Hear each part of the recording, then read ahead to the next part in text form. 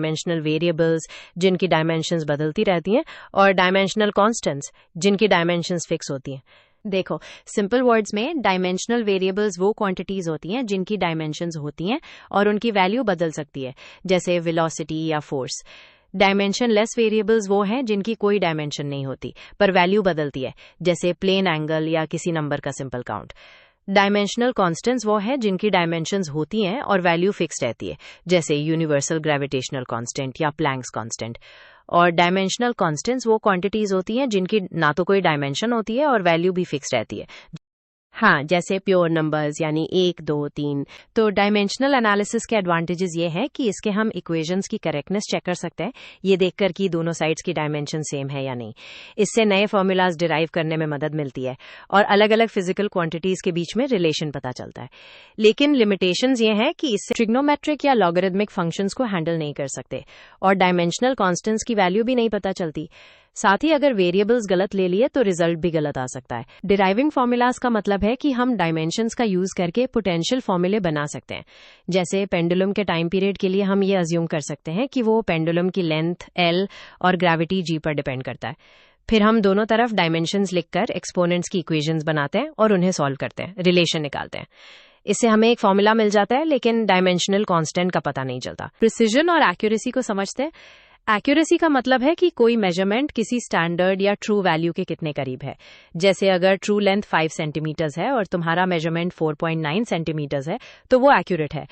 Precision का मतलब है कि तुमने जितनी बार मेजरमेंट लिया वो आपस में कितने करीब है। एक्यूरेसी ज्यादातर आपके इंस्ट्रूमेंट की कैलिब्रेशन और मेजरमेंट लेने के तरीके पर डिपेंड करती है, और प्रिसिजन डिपेंड करता है इंस्ट्रूमेंट के रेजोल्यूशन और आपकी कंसिस्टेंसी पर, मतलब आप कितनी बार एक जैसा मेजरमेंट रिपीट कर सकते हैं। सर्टेनिटी का मतलब है वो रेंज ऑफ वैल्यूज जिसमें ट्रू वैल्यू लाई कर सकती है। सिंपल वर्ड्स में, जब हम कुछ मेजर करते हैं तो हम 100% श्योर नहीं होते कि वही एग्जैक्ट वैल्यू है। अनसर्टेनिटी ये बताती है कि मेजरमेंट कितनी डाउटफुल है।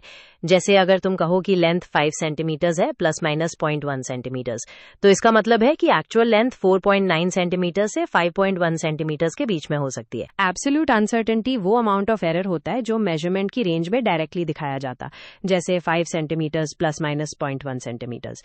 यहाँ पर 0.1 सेंटीमीटर्स एब्सोल्यूट अनसर्टेनिटी है। फ्रैक्शनल अनसर्टेनिटी में हम एब्सोल्यूट अनसर्टेनिटी को मेजर्ड वैल्यू से डिवाइड करते हैं, मतलब ये बताना कि एरर मेजर्ड वैल्यू का कितना हिस्सा है।